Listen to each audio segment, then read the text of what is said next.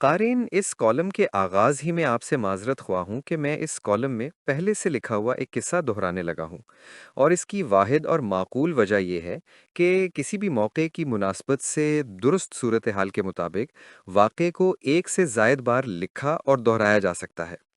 اگر ہم وہی پرانے محاورے لاتعداد بار استعمال کرنے کے باوجود دوبارہ دوبارہ استعمال کر سکتے ہیں، تو بھلا کوئی واقعہ کسی نئی صورتحال کے حوالے سے دوبارہ کیوں نہیں لکھا جا سکتا؟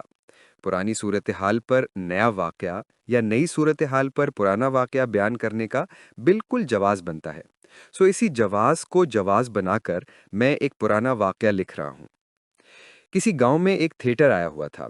ویسے تو اب تھیٹر وغیرہ از خود متروک شے ہو چکے ہیں، مگر میری جنریشن کے لوگوں کو کم از کم تھیٹر کے نام اور اس کی ثقافتی حیثیت کے بارے میں سمجھانے کی نوبت نہیں آئی۔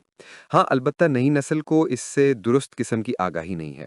نئی نسل کے نزدیک تھیٹر سے مراد شہروں کے مختلف ہالز میں زومانی جکتوں اور واہیات قسم کے ڈانس پر مشتمل ایسا شو جسے آپ فیملی کے ساتھ بیٹھ کر نہ دیکھ سکیں، اور جسے سرکار کی طرف سے متعین کردہ مانیٹرنگ ٹیم بھی درست راستے پر نہ ڈال سکے، تھیٹر کہلاتا ہے۔ مگر بھلے زمانے میں یہ تفریح فراہم کرنے کا ایک موبائل ذریعہ تھا، جس میں تھیٹر کی ٹیم شہر شہر، قصبہ قصبہ، گاؤں گاؤں تقریباً سارا سال گھومتی رہتی تھی۔ یہ تھیٹر گانوں، ڈراموں اور تمثیلی خاکوں پر مشتمل ایسی تفریح کا ذریعہ تھے جو آپ اپنی فیملی کے ساتھ بیٹھ کر دیکھ سکتے تھے۔ کبھی ایسا ہوتا کہ تھیٹر بنیادی چیز ہوتا اور اس کے ساتھ اضافی تفریح کی گھر سے موت کا کنواں وغیرہ بھی لگ جاتا تھا، اور کبھی تھیٹر کسی میلے کا حصہ ہوتا تھا اور میلے کی ساری رونقوں میں اس کا اہم کردار ہوتا تھا۔ تاہم اکثر اوقات یہ تھیٹر سولو پرفارمنس یعنی صرف اور صرف تھیٹر پر مشتمل ہوتے تھے، اور یہ زیادہ تر دیہی اور قصباتی علاقوں میں لوگوں کے لیے سستی تفریح کا باعث بنتے رہتے تھے۔ لمبی تفصیل میں جانے کی معذرت، لیکن خیال آیا کہ ممکن ہے قارئین میں نئی نسل کے وہ لوگ بھی ہوں جو اس متروک ثقافتی ورثے سے نا آشنا ہیں، تو اس لیے مناسب سمجھا کہ ان کی معلومات میں اضافے کی گھر سے تھوڑی تفصیل بتا دوں۔ بہرحال اس تفصیل اور تمہید کے لیے ان قارئین سے ایک بار پھر معذرت جو پرانے تھیٹر کی ثقافتی حیثیت سے آگاہ ہے۔ کسی دیہات میں ایک تھیٹر آیا، اور اس میں اور کئی چیزوں کے علاوہ ایک گلوکار کے گانے بھی تھے۔ تب تھیٹر کا کلچر اتنا مضبوط اور مقبول تھا کہ طفیل نیازی اور عالم لوہار جیسے مشہور اور مقبول لوک فنکار اس کا حصہ ہوتے تھے۔ طفیل نیازی مرحوم نے انہی تھیٹروں سے مقبولیت حاصل کی، اور انہی تھیٹروں میں اپنے مقبول عام اور مشہور گانے ساڈا چڑیاں دا چمبا، میں نہیں جانا کھیڑیاں دے نال، ماہی وے تیرے ویکھن لی چک چرخا گلی دے وچ ڈاواں وغیرہ گا کر عالمی شہرت حاصل کی۔ اس دیہاتی تھیٹر میں ایک نوا آموز گلوکار بھی اپنے فن کا مظاہرہ کرنے کے لیے موجود تھا۔ اس گلوکار نے اپنی پرفارمنس شروع کرتے ہوئے اس زمانے کا ایک مشہور گانا ٹانگے والا خیر منگدا گانا شروع کیا۔ جب گانا ختم ہوا تو ایک پرجوش دیہاتی نے اٹھ کر فرمائش داغ دی کہ وہ یہ گانا دوبارہ سنائے۔ فخر سے گلوکار کا سینہ پھول گیا۔ اس نے باخوشی یہ گانا دوبارہ گانا شروع کر دیا۔ جو ہی گانا ختم ہوا، اسی شخص نے اٹھ کر یہی گانا ایک بار پھر گانے کی فرمائش کر دی۔ گلوکار ابھی شش و پنج میں ہی تھا کہ اس کے ساتھ بیٹھے ہوئے دو چار لوگوں نے بھی اس گانے کے لیے شور مچانا شروع کر دیا۔ بادل ناخواستہ اس گلوکار نے یہ گانا تیسری بار سنایا، لیکن جو ہی اس نے گانا ختم کیا، وہی لوگ اٹھ کھڑے ہوئے اور چوتھی بار سنانے کے لیے غل مچانے لگے۔ گلوکار اب تقریباً رونے والا ہو گیا اور بڑی منت زاری والے لہجے میں کہنے لگا کہ اس نے کچھ اور گانے بھی تیار کیے ہیں، وہ سن لیے جائیں۔ جس پر وہی پہلا شخص اٹھا اور کہنے لگے، ہم تمہارے باقی گانے بھی سن لیں گے، لیکن پہلے یہ والا گانا تو ٹھیک سے گا کے سناؤ، آیا بڑا نئے گانے سنانے والا۔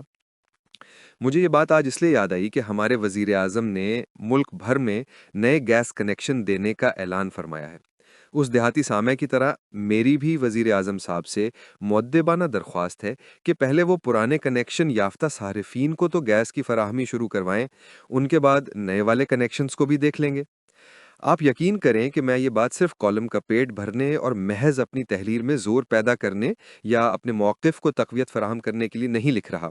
آج صبح مورخہ 27 اکتوبر بروز منڈے میں شوکت گجر کی فرمائش پر اپنے طے شدہ سالانہ شیڈیول سے 20-22 دن قبل کشمیری چائے بنانے کے لیے صبح باورچی خانے میں چلا گیا۔ وجہ صرف یہ تھی کہ ہمارے علاقے میں گیس کے آنے کے اوقات بڑے محدود اور ناقابل اعتبار ہیں۔ صبح گیس کے آنے کا وقت عموماً 6:30 بجے سے 8:30 بجے تک ہے، دوپہر 12 سے 2 بجے تک اور رات کو 6 سے 8 بجے والے 2 گھنٹوں کے دوران ایک ایک گھنٹے کے لیے گیس آتی ہے۔ لیکن گیس کا یہ ٹائم بھی ٹرین کا ٹائم ہی سمجھیں کہ ریلوے کا ٹائم ٹیبل کچھ اور ہوتا ہے اور اصل میں ٹرین کی آمد اور روانگی کا وقت اپنی مرضی کا ہوتا ہے۔ تاہم تجربہ یہی بتاتا تھا کہ صبح 7 بجے کے لگ بھگ گیس کے آنے کے امکانات سب سے زیادہ ہوتے ہیں، لہٰذا میں 7 بجے باورچی خانے میں تھا۔ چولہا کھولا تو گیس نادارد۔ ملازم سے دریافت کیا تو معلوم ہوا کہ گیس صبح سے آئی ہی نہیں۔ اس نے اطلاع دی کہ صبح گیزر بھی آن نہیں ہو سکا۔ اپنے ایل پی جی سلنڈر پر چائے بنانے کی کوشش کی تو علم ہوا کہ یہاں بھی گیس ختم ہے۔ چاروں نہ چار کمرے میں جا کر اخبار پڑھنا شروع کر دیا کہ شاید اس دوران بھول کر کہیں سے گیس آ جائے، مگر گیس شوکت گجر کی فرمائش کے ساتھ وہی سلوک کرنے پر اتری ہوئی تھی جس طرح کا سلوک آج کل سی سی ڈی مشکوک ملزمان کے ساتھ کر رہی ہے۔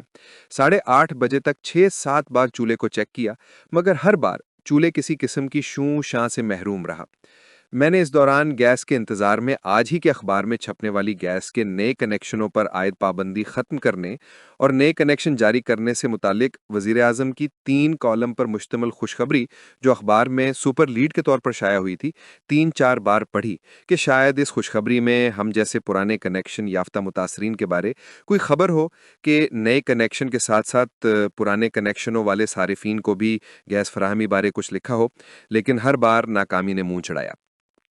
ساری خبر پڑھنے کے بعد مجھے یہ بات سمجھ آئی ہے کہ یہ خوشخبری صرف ان کے لیے ہے جن کے پاس فی الحال گیس کنیکشن نہیں ہے۔ وزیر اعظم نے پرانے کنیکشن والے صارفین کے بارے میں کچھ ارشاد نہیں فرمایا۔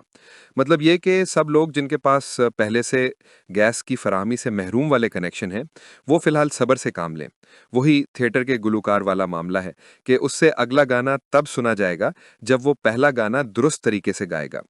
کالم ہاضہ کے ذریعے وزیر اعظم محمد شہباز شریف سے درخواست ہے کہ وہ اس کالم کو میرے نئے گیس کنیکشن کی درخواست سمجھے، کیونکہ پہلے والے گیس کنیکشن سے تو گیس نہیں آ رہی، نئے کنیکشن کی درخواست جمع کرانے میں کیا حرج ہے۔